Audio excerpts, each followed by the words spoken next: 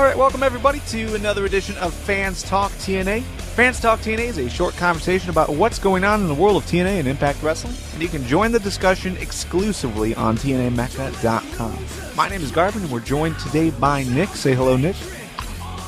Howdy, everybody. And you know we are both from Fans Talk Wrestling, so you can check out FTWpodcast.com for more about us and the other things that we do. On this episode, we're going to continue our preview of TNAMecca.com's Best of TNA 2014 awards. For the first 20 days in December, there will be a new poll posted with the nominations that you guys contributed to so that we can vote on who we all feel most deserves to win each award.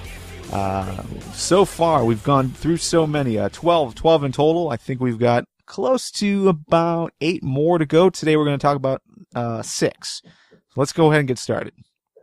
We're going to start off with Best Character. Best Character, the nominations are Rockstar Spud, James Storm, and EC3. Who you got? It's a tough call between Spud and EC3. Storm's doing great work. I don't really know if his character really matches up with those other two, though. I think just for over-the-topness, if you want to call it that, it's got to go to Spud. He's definitely been the more comedic of the two. EC3 is more of the foil to that. Well, I guess Spud would be the foil, but then the foil kind of outshines. Yeah. I guess that's how it works. Me personally, I've been more entertained by Spud. So I think I'm gonna have to give him the nod for this one. Yeah, like EC3 is fantastic. He's a guy that you can react to. But when Rockstar Spud takes the mic, for me at least, I sit back and I listen to what he has to say, and it's always hilarious and it always keeps me entertained. So for a best character, like while EC3 can carry a crowd, he can carry the mic and do some great work in that respect. Rockstar Spud is definitely the best character. He's the guy you want to hear just to hear what's going to come out of his mouth. James Storm definitely has improved near the end of the year, especially with what he's doing with Revolution, but no way does he even compare to Rockstar Spud. Mm. We've also got Knockouts of the Year. We've got Havoc, Madison Rayne, and Gail Kim. Who we got in that list? It's got to be Gail Kim, hands down. Just the body of work she's put in, and the fact that she has definitely outshone all the other Knockouts, even after Havoc debuted. And I want to say differently because it's obvious that Havoc was intended to just blow everybody out of the water and just destroy everything in her path. But the way they've booked Havoc in matches against Gail Kim, it's been rather cookie cutter and samey. And I know Havoc is capable of more because I've seen her work outside of TNA on the indies. She's definitely a great wrestler and a great character. It's just both the fact that TNA is not using her to her full potential and she doesn't have a whole lot to work with in terms of the division. There's Gail Kim, there's Taryn Terrell, and right now there's not much else because nobody's been built up to stand up to her. Right. So, yeah, it's got to be Gail Kim.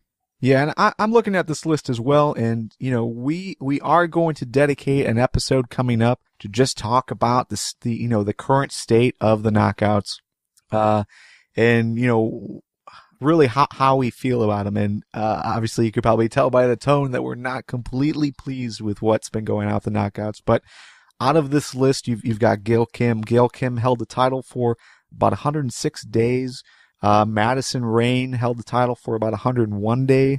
And then obviously Havoc close to 50 days. So, this is primarily the best of the best this year so far. Taryn Terrell, maybe deserves some consideration in here, but out of these three, I'm with you. You have to go with Gail Kim. She's the most believable as a wrestler. She's the most believable as a character. She's the one that you can really get behind. Havoc's got that, that power that, you like to see. I mean, we've liked characters like that since Awesome Kong, even with ODB in some respect.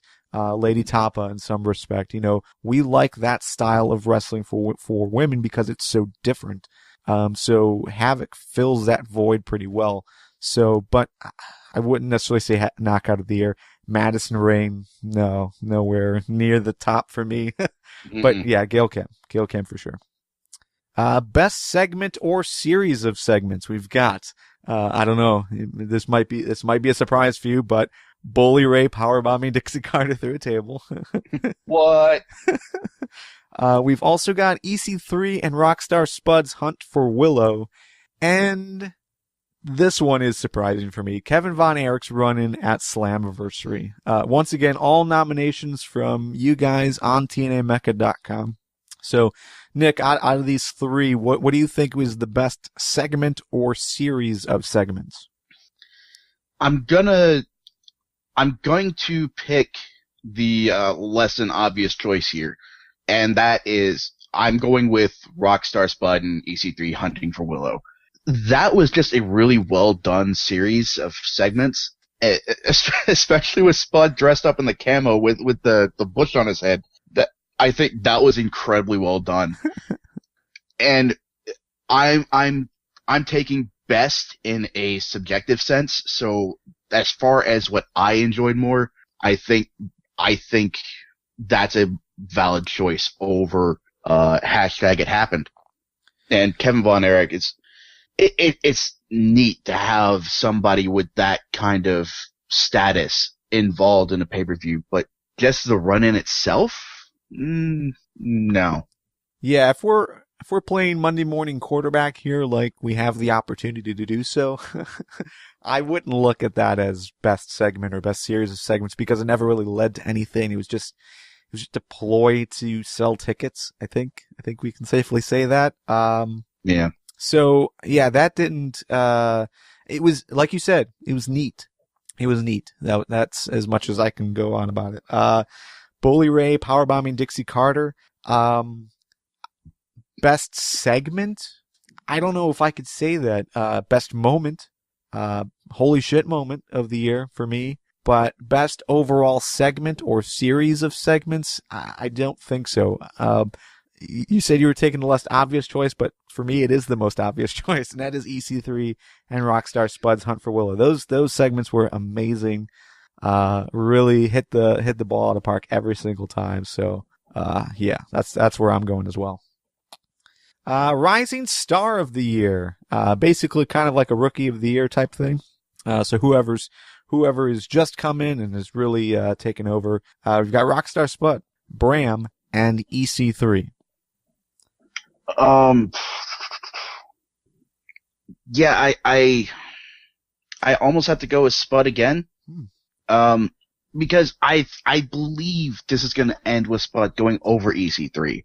And just the way EC3's been built up thus far, his undefeated streak, overcoming all the legendary names to become the, what is it now? The hardcore American icon. Yeah, sounds right. I think that's his full title. Oh, he's also a sumo champion as of Bound for Glory too. Correct.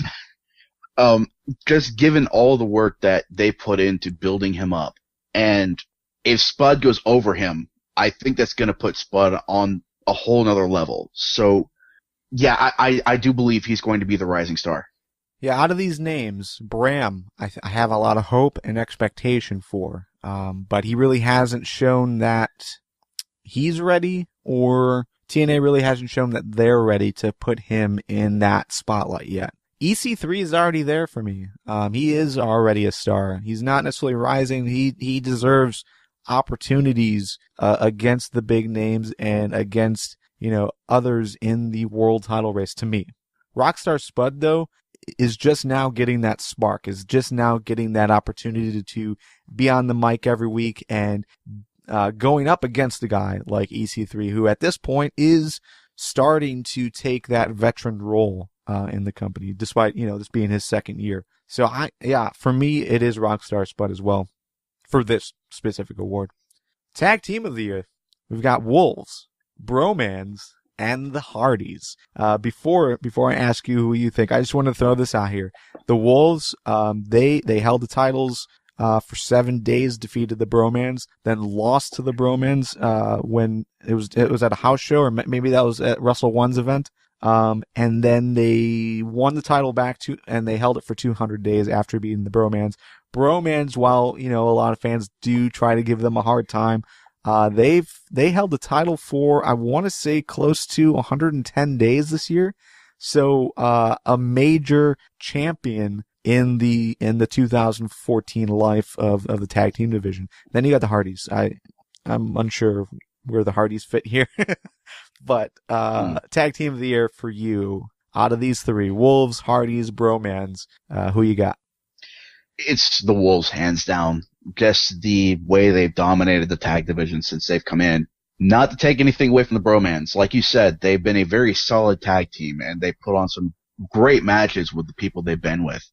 And you can't take anything away from the Hardys either. They are a legendary tag team for a reason. There's a reason they were brought back and put together to face the Wolves, and that was to give the Wolves the rub. With that said, the Hardys really haven't done anything this year, so definitely the Wolves. Good matches. Hardys have put on some great matches in the tag team division, but yeah, I wouldn't necessarily throw them in the best tag team of the year mix. Yeah. But there really haven't been a whole lot. You've got a real small pool of consistent tag teams each and every week. So, but I'm with you. Wolves win. The final award that we're going to talk about today, once again, this is the TNA Best of 2014 awards for TNA Mecca. They're going to be posting a new award every single day for the first 20 days. Your nominations are there. You just have to go ahead and vote. So those votes stay alive for about a week. So you make sure you get them in as quickly as possible as they come out. And again, they're posted one every single day for the first 20 days in December. But the final one we're going to talk about today is the mark-out moment of the year. We've got the Wolves defeating the Bromans to win the titles, Bully Ray powerbombing Dixie Carter through a table, and Eric Young defeating Magnus to become TNA World Heavyweight Champion. Who you got as your mark-out moment of the year?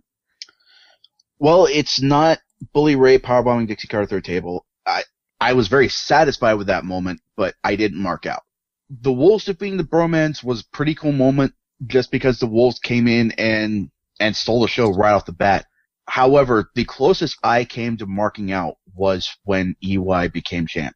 And nobody really thought he would do it, but especially if you've been watching for only the times when EY has been a joke character, being one half of the Knockouts Tag Champions, his marriage to ODB, his perennial presence in the Turkey Bowl match. EY's been a joke character for so long that a lot of people forgot just how solid a wrestler, how solid a champion he could be. People forget what he did with the World Elite, with Team Canada. And when he started pursuing that title with in earnest, when he made that address to MVP about how he's as solid a wrestler as they come, he is the best damn wrestler there is, that was the moment I started taking EY seriously again. And when he won that match, I was just so excited for EY and what he could do. And it really is a shame that he didn't get more time to work with it and really establish himself as one of the best champions around, because I firmly believe he could do that. I do hope he gets that chance in the future, but as far as this year goes, I think that was my mark-out moment of the year. I'm with you. You and I are echoing a lot of these things as far as these awards go. But mark-out moment of the year, I marked out. Out of these three, that was the only one that I could say I completely. Well, the Bully Ray powerbombing Dixie Carter, I suppose I did mark out. But Eric Young defeating Magnus was the most satisfying moment of the year for me, as far as, I believed in EY. A lot of people have believed in EY. You say that many people forget that EY can wrestle, but there's a lot of us that knew exactly what EY could do. And we're just so disappointed with TNA for the last 2-3 years because they never gave him that real opportunity to do so, to do what he can do. And this was it. Him defeating Magnus, we finally were in a position as fans to live that, to really experience what we all knew EY could do, and be able to support the guy. So yeah, overall, EY defeated Magnus, mark out moment of the year. Definitely. So it was a victory for Team Beard. yes, exactly. All right, and that's all the time we have for this conversation. We'll be reading and responding to your comments, so if there's a topic you want us to talk about, let us know. And make sure to visit TNAMecca.com if you haven't already, as there's new content posted every single day, as well as new conversations to be had with the rest of the TNA Mecca community. Once again, this is Fans Talk TNA. It's been brought to you by TNA Mecca and FTWpodcast.com. For Nick, this is Garvin saying goodbye. See you again first thing next Wednesday here on Fans Talk TNA.